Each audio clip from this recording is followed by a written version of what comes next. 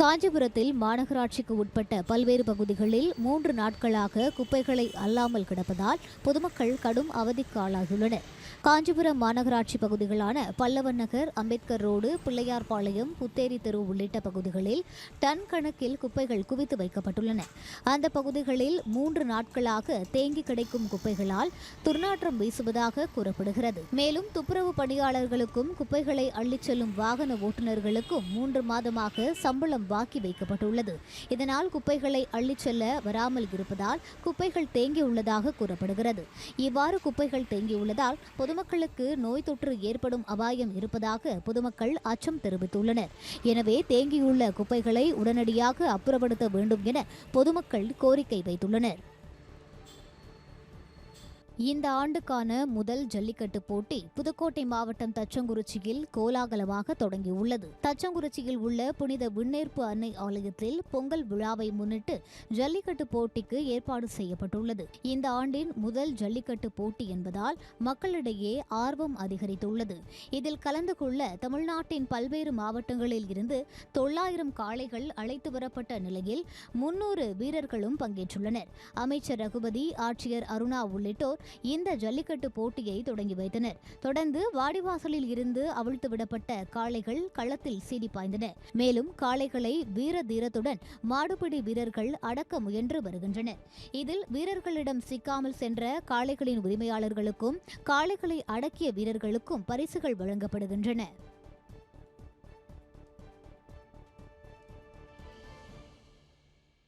சிவகங்கை அரசு ஆரம்ப சுகாதார நிலையத்தில் மது விருந்துடன் புத்தாண்டு கொண்டாடிய 4 மருத்துவர்கள் உட்பட 5 பேர் பணியிடை நீக்கம் செய்யப்பட்டுள்ளனர். கல்லல் அருகே உள்ள செம்பனூர் பகுதியில் செயல்பட்டு வரும் அரசு ஆரம்ப சுகாதார நிலையத்தில் புத்தாண்டு அன்று நள்ளிரவில் அவசர சிகிச்சைக்காக வந்த நபர் மருத்துவர் இல்லை என குற்றம் சாட்டி வீடியோ ஒன்றை வெளியிட்டிருந்தார். அந்த வீடியோவில் மருத்துவர் அறையில் விலை உயர்ந்த மதுபாட்டில் மற்றும் உணவு பொட்டலங்கள் இருந்தது தெரியவந்தது. புத்தாண்டு இரவில் அரசு ஆரம்ப சுகாதார நிலையத்திலேயே மருத்துவர்கள் மது விருந்து நடத்தியது பெரும் சர்ச்சையை ஏற்படுத்தியது. இந்த விவகாரத்தில் 4 மருத்துவர்கள், 1 மருந்தாளுநர் என 5 பேரை பணியிடை நீக்கம் செய்து மாவட்ட சுகாதாரத்துறை தலைமை மருத்துவர் மீனாட்சி உத்தரவிட்டுள்ளார். மேலும் இது சம்பந்தமாக விளக்கமளிக்க வேண்டும் எனவும் அவர்களுக்கு நோட்டீஸ் அனுப்பப்பட்டுள்ளது.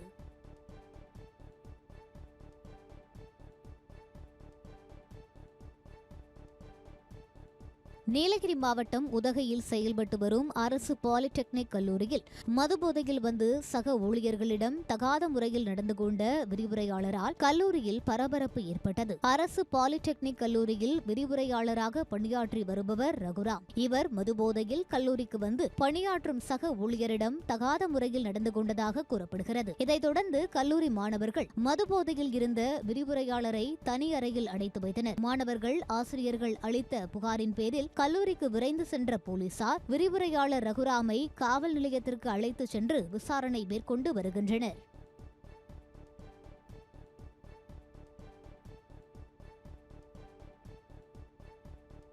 திருவண்ணாமலை அண்ணாமலையார் கோயிலில் மார்கழி மாத பௌர்ணமி கிரிவலம் களை கட்டிய நிலையில் சங்கொலி முழங்க பக்தர்கள் விடிய விடிய கிரிவலம் மேற்கொண்டனர். அண்ணாமலையார் மலையை பக்தர்கள் சிவனாக கருதி வழிபடுகின்றனர். கோயிலின் பின்புறம் உள்ள இந்த மலையை சுற்றி 14 கிலோமீட்டர் தொலைவு கொண்ட கிரிவல பாதையில் பௌர்ணமி நாட்களில் கிரிவலம் செல்வது வழக்கம். அதன்படி மார்கழி மாதத்திற்கான பௌர்ணமி கிரிவலம் தொடங்கியது. இதில் லட்சக்கணக்கான பக்தர்கள் கலந்து கொண்டு நிலா வெளிச்சத்தில் விடிய விடிய வலம் வந்தனர். முன்னதாக கோயிலில் அண்ணாமலையார் மற்றும் உண்ணாமுலை அம்மனுக்கு சிறப்பு அபிஷேக ஆராதனைகள் நடைபெற்றன. கிரிவலம் முடித்த பக்தர்கள் உட்பட அனைவரும் 2 கிலோமீட்டர் வரை நடந்தும் 6 மணி நேரம் காத்திருந்தும் கோயிலில் சுவாமி தரிசனம் செய்தனர். இதனிடையே கிரிவலம் முடித்து சொந்த ஊர்களுக்கு செல்ல ஒரே நேரத்தில் ஆயிரக்கணக்கான பக்தர்கள் ரயில் நிலையத்தில் குவிந்தனர். ரயில்கள் நடைமேடையை வந்தடைந்ததும் ஒருவரையொருவர் முந்திக்கொண்டு ஏறியதால் பரபரப்பு ஏற்பட்டது.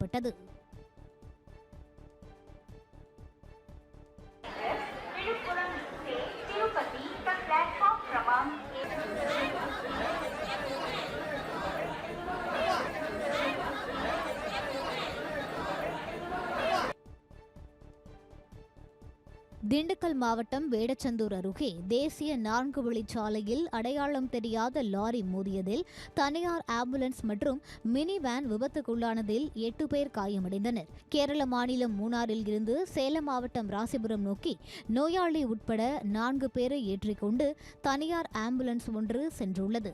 காக்காத்தோப்பு பிரிவு அருகே சென்றபோது அதிவேகமாக வந்த அடையாளம் தெரியாத லாரி ஒன்று ஆம்புலன்ஸ் பின்னால் பயங்கரமாக மோதியுள்ளது. இதில் ஓட்டுநரின் கட்டுப்பாட்டை இழந்த ஆம்புலன்ஸ் முன்னால் சென்ற மீன்களை ஏற்றிச் சென்ற மினி வேன் மீது மோதி ஆம்புலன்ஸ் மற்றும் மினி வேன் சாலையின் நடுவே கவிழ்ந்து விபத்துக்குள்ளானது. இதில் ஓட்டுநர்கள் உட்பட 8 பேர் காயமடைந்த நிலையில் மருத்துவமனையில் அனுமதிக்கப்பட்டனர். தொடர்ந்து சம்பவம் குறித்து போலீசார் வழக்கு பதிவு செய்து விசாரணை நடத்தி வருகின்றனர்.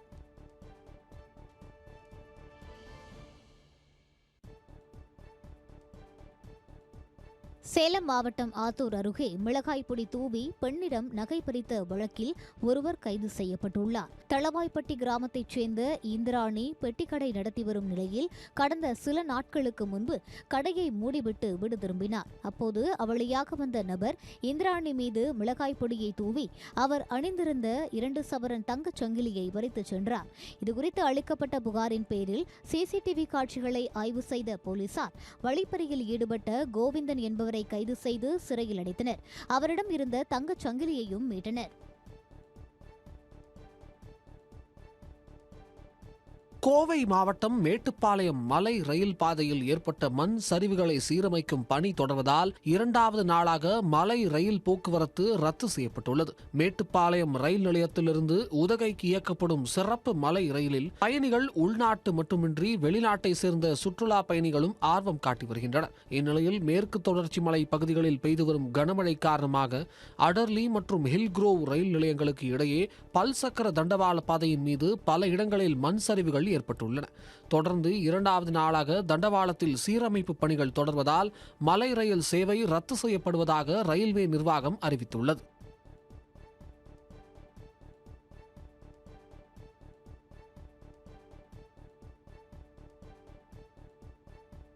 கிருஷ்ணகிரி மாவட்டம் ஓசூர் அருகே தேசிய நெடுஞ்சாலையில் சரக்கு வாகனம் மீது ஆம்னி பேருந்து மோதிய விபத்தில் படுகாயமடைந்த கிளீனர் சம்பவ இடத்திலேயே பரிதாபமாக உயிரிழந்தார்.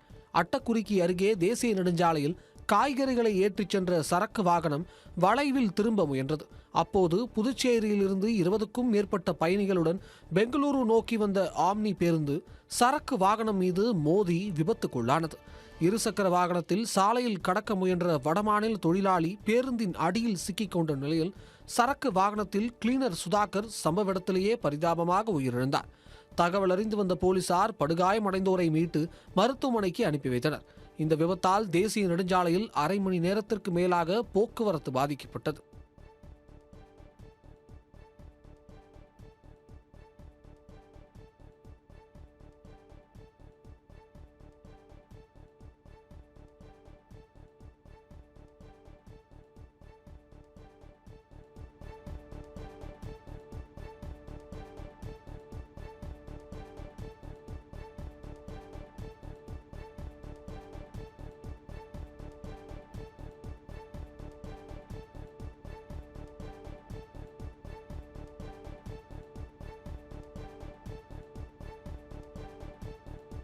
நாமக்கல் மாவட்டம் குமாரபாளையம் அருகே வீட்டின் கதவை உடைத்து நகை மற்றும் பணத்தை மர்ம நபர்கள் கொள்ளையடித்துச் சென்ற சம்பவம் பரபரப்பை ஏற்படுத்தியுள்ளது. சரக்கு லாரி ஓட்டுநரான வேமங்காட்டு வலசு பகுதியை சேர்ந்த சந்தோஷ் வேலைக்கு சென்ற நிலையில் அவரது மனைவி ராணி குழந்தைகளுடன் தாய் வீட்டிற்கு சென்றுள்ளார். மறுநாள் வீடு திரும்பிய ராணி கதவு உடைக்கப்பட்டிருந்ததைக் கண்டு அதிர்ச்சி அடைந்து உள்ளே சென்று பார்த்தார். அப்போது பீரோ உடைக்கப்பட்டு அதிலிருந்த 2 சவரன் நகை மற்றும் 50,000 ரூபாய் கொள்ளையடித்து போனது தெரியவந்தது. தகவல் அறிந்து வந்த குமாரபாளையம் போலீசார் சம்பவம் தொடர்பாக வழக்கு பதிவு செய்து கொள்ளையர்களை தேடி வருகின்றனர்.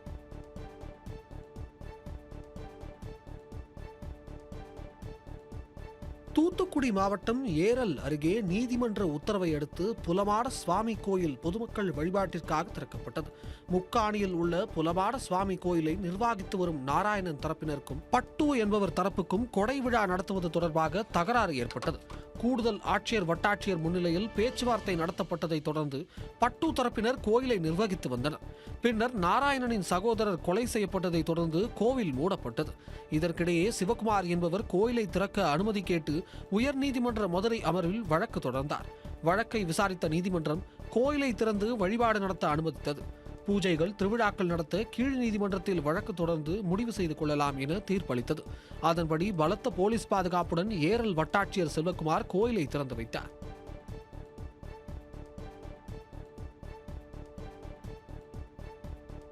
பொள்ளாச்சி அருகே சித்தப்பாவுடன் தகாத உறவில் இருந்த பெண் ஒருவர் கணவரை கொன்ற சம்பவத்தில் அவரது சித்தப்பா உட்பட 3 பேர் கைது செய்யப்பட்டுள்ளனர். தாமரைக்குளம் பகுதியை சேர்ந்த கூலி தொழிலாளி தேவா என்பவருக்கு இந்திராணி என்ற மனைவியும் 3 வயதில் ஆண் குழந்தையும் உள்ளனர். இந்திராணி அவரது தாய் வழி சித்தியின் கணவரான வினோத்குமார் என்பவருடன் திருமணத்தை மீறிய உறவில் இருந்துள்ளார். இந்த விஷயம் தெரிந்த தேவா மனைவியிடம் சண்டையிட்டுள்ளார். இதனால் ஆத்திரத்தில் இந்திராணி தனது சித்தப்பாவுடன் சேர்ந்து தேவாவை கொலை செய்தார். பின்னர் ஆம்புலன்ஸ் வாகனத்தில் உடலை ஏற்றிக்கொண்டு 150 கிலோமீட்டருக்கு அப்பால் ரயில் தண்டவாளத்தில் வீசி சென்றுள்ளனர். போலீசார் தன்னை பிடித்து விடுவார்கள் என்பதை அறிந்த இந்திராணி அவராகவே சரணடைந்தார். இந்த நிலையில் தப்பியோடிய இந்திராணியின் சித்தப்பா வினோத்குமார், ஆம்புலன்ஸ் ஓட்டுநர் உட்பட 3 பேர் கைது செய்யப்பட்டுள்ளனர். மேலும் கை இல்லாத நிலையில் தண்டவாளத்தில் கிடந்த தேவாவின் சடலத்தை மீட்டு போலீசார் விசாரணை மேற்கொண்டு வருகின்றனர்.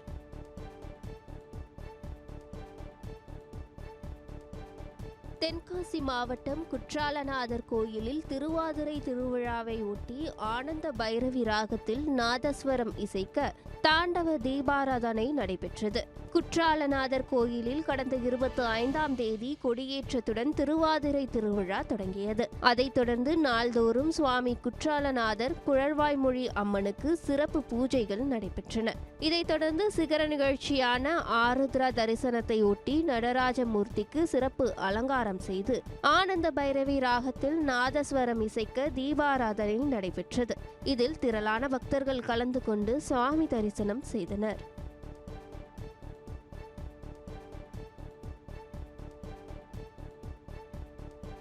சமூக வலைதளத்தில் பட்டாக்கத்தி அரிவாளுடன் ரீல்ஸ் வெளியிட்ட திண்டுக்கல் இளைஞர்கள் 3 பேர் கைது செய்யப்பட்டனர். பழைய வத்தலகுண்டு பகுதியை சேர்ந்த விஜயகுமார், துரையரசு, சந்தனகுமார் ஆகியோர் பட்டாக்கத்தி, அரிவாள் ஆகிய ஆயுதங்களுடன் இன்ஸ்டாகிராம் உள்ளிட்ட சமூக வலைதளங்களில் ரீல்ஸ் வெளியிட்டனர். தொடர்ந்து பொதுமக்களை அச்சுறுத்தும் விதமாக ரீல்ஸ் வெளியிட்டதாக மாவட்ட சைபர் கிரைம் போலீசார் இளைஞர்களை சுற்றி வளைத்து பிடித்தனர். இதையடுத்து ரீல்ஸுக்கு பயன்படுத்திய பட்டாக்கத்தி மற்றும் அரிவாள்களை போலீசார் பறிமுதல் செய்தனர். சம்பவம் தொடர்பாக வழக்கு பதிவு செய்த வத்தலகுண்டு போலீசார் இளைஞர்கள் 3 பேரையும் கைது செய்து சிறையில் அடைத்தனர். மேலும் சம்பவத்தில் தொடர்புடைய மதன்குமார் என்பவரை தேடி வருகின்றனர்.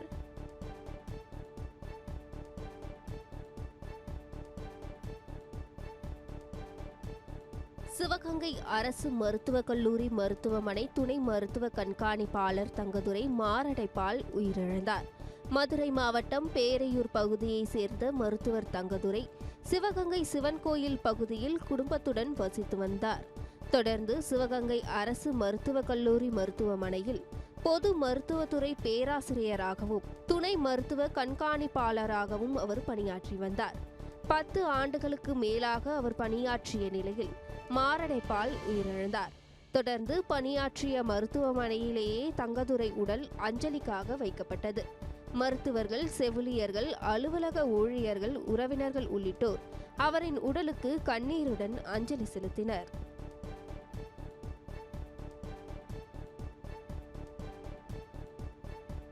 வேலூரில் தூய்மை பணியாளர்களுடன் இணைந்து மாநகராட்சி அதிகாரிகள் பொங்கல் விழாவை கொண்டாடி மகிழ்ந்தனர். வேலூர் மாநகராட்சி 1வது மண்டலத்தில் தூய்மை பணியாளர்கள் 200க்கும் மேற்பட்டோர் பணிபுரிந்து வருகின்றனர்.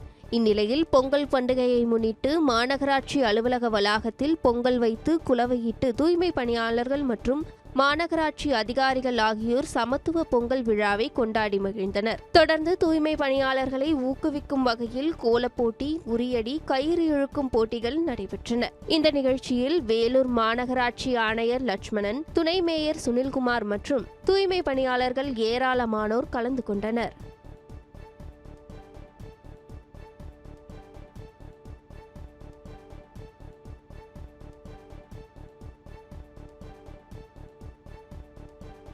வந்தவாசி அருகே ஆருத்ரா பௌர்ணமியை முன்னிட்டு பாண்டுரங்கன் கோவிலில் 140 கிலோ வெண்ணெய் காப்பு அலங்காரம் நடைபெற்றது.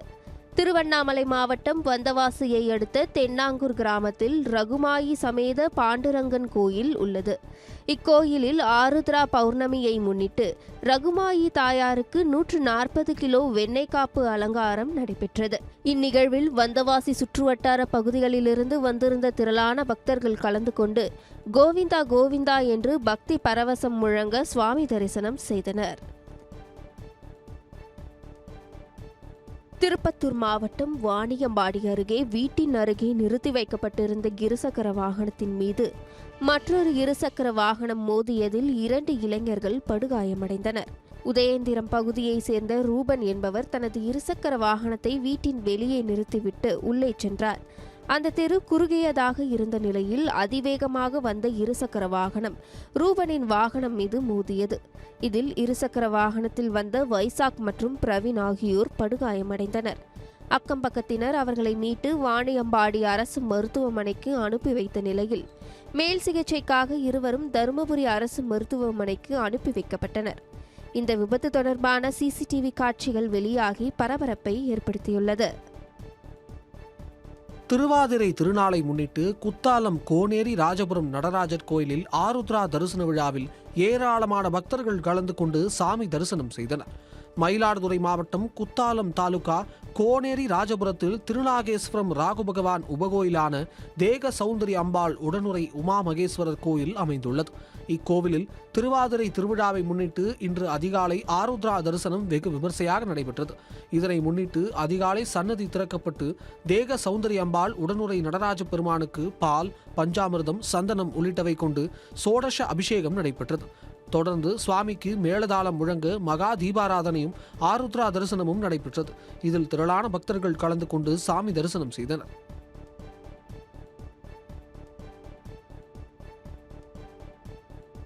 கடலூர் மாவட்டம் வன்ருட்டி அருகே பலாப்பழ குடோன்களில் தீ விபத்து ஏற்பட்டது. பனிக்கன்குப்பம் சாலையில் பலாப்பழ சேமிப்பு குடோன்களில் இருந்து உள்ளூர் மற்றும் வெளி மாநிலங்களுக்கு பலாப்பழங்கள் லாரிகளில் அனுப்பி வைக்கப்பட்டு வருகிறது. இந்நிலையில் பிள்ளையார்குப்பத்தை சேர்ந்த பார்த்திபன் என்பவரது பலாப்பழ சேமிப்பு குடோனில் தீ விபத்து ஏற்பட்டது. அடுத்தடுத்து தீ பரவவே 4 குடோன்களிலும் இருப்பு வைக்கப்பட்டிருந்த சுமார் 2 டன் பலாப்பழங்கள் எரிந்து சேதமடைந்தன. தகவல் அறிந்து வந்த தீயணைப்பு துறையினர் உடனடியாக தீயை அணைத்தனர். தீ விபத்து குறித்து காடாம்புலியூர் போலீசார் தீவிர விசாரணை மேற்கொண்டு வருகின்றனர்.